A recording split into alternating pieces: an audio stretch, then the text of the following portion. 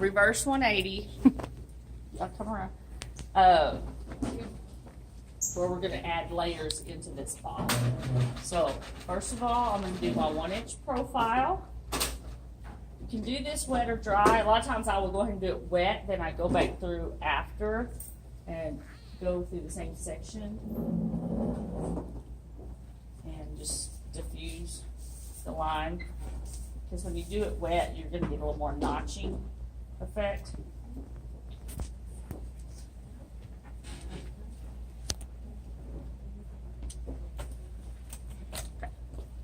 So I have my 1-inch profile, or 3/4 of an inch, depending on the hair density. And when I come through here, why don't you sit in that chair? So I can turn this on. Okay, so reverse 180. My whole goal is to cut from short to long and go up. So I want to look, and I have to decide which point I'm going to start at.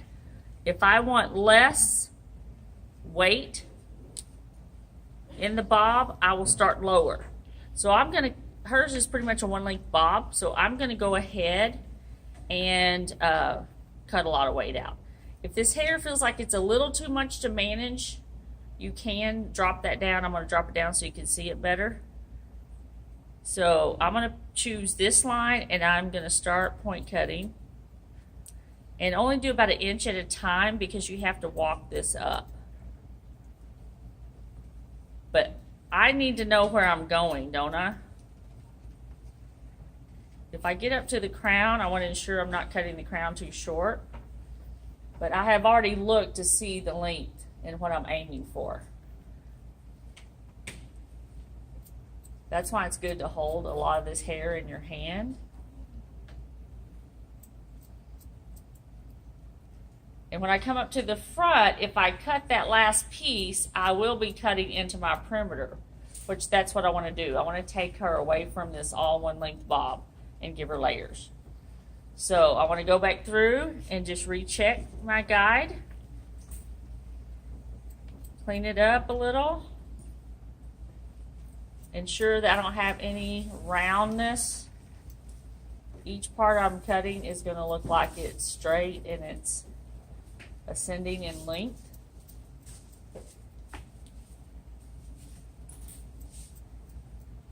Okay, now I part that back down the middle and put half in one section and half in the other section.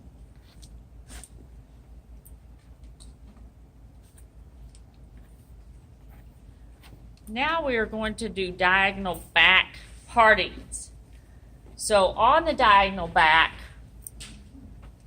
it is going to be section like our 180. We're going to start here about the apex and do a diagonal back. And if you did a 180, you would typically pull this all up to the center and cut, which you can do, but it's going to have minimal layering. So what we're going to do is we're going to comb this T to the part, and we're going to comb it. It's going to, since this is such a big section, it's going to feel like 90, but it may feel like it's over directed back a little. So I start down here at my short point, and I start cutting upward. Do you see my short guide here? So I'm taking this guide from the bottom and this one and connecting it and increasing in length line. So it's a little different concept. So does everybody see how that looks? So now I'm going to take half of that and take another section and add to it. So it will feel like I'm probably doing a slow travel. I'm pulling it back to that guide, but I'm still traveling.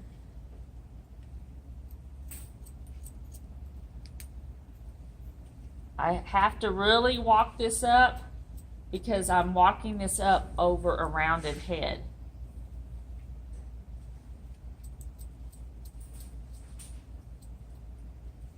Okay, so I'm gonna take one more section, and then I will be at the midway point through my haircut. And so this will be the only one, the last one that I will be traveling on. When you're combing this back, you have to comb low enough that you never cut that perimeter. We don't want a hole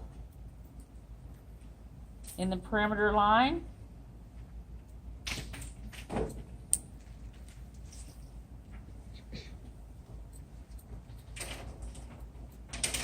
Okay, so now that becomes stationary. So I'm going to take the next section and I'm pulling it back, all the way back to that.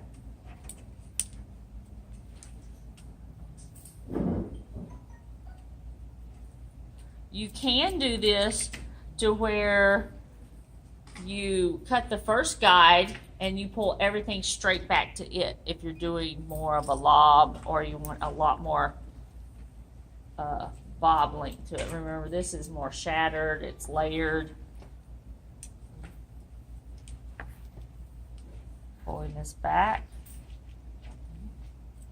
And a lot of times all you have left to cut is that top portion. So when I finish, I still have a bob shape, but look how many layers I have in the hair now. Do we see the big hump like we have on this side?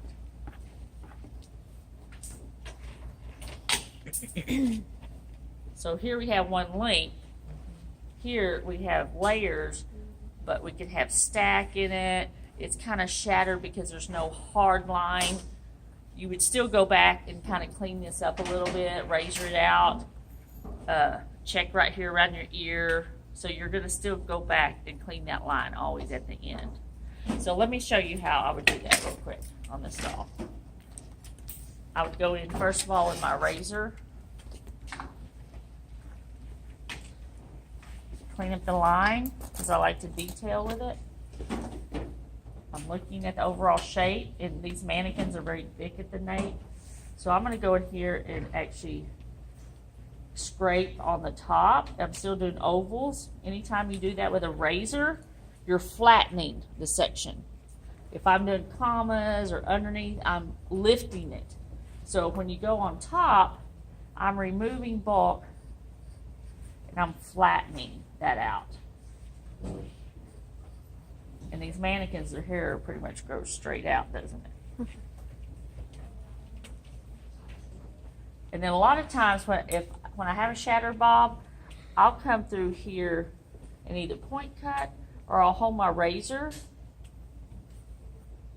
and cut it with a razor so it's still frayed looking.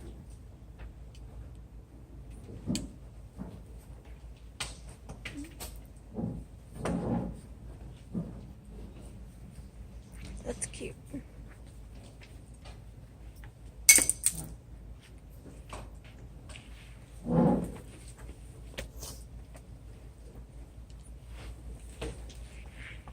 So I have my little fringy, because remember we talked yesterday that a lot of people need softness on their neck, don't they?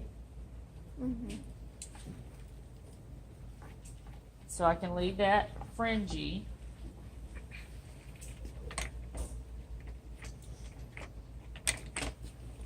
And then when I come into the front part of this, do you see how these layers have increased in length? Even though I held it back this way, when I'm pulling that all back at that angle, it will ensure that this stays. And like with our mannequins, they have a lot of thickness around through the sideburn area. So I want to go through and remove some weight there. I can go in and let's see I want to see if my face frame was affected at all.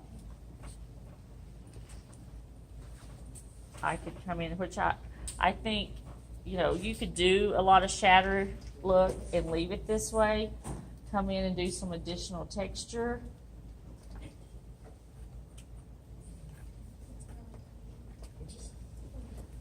But sometimes people get tired of this. So I could come in and do a small face frame.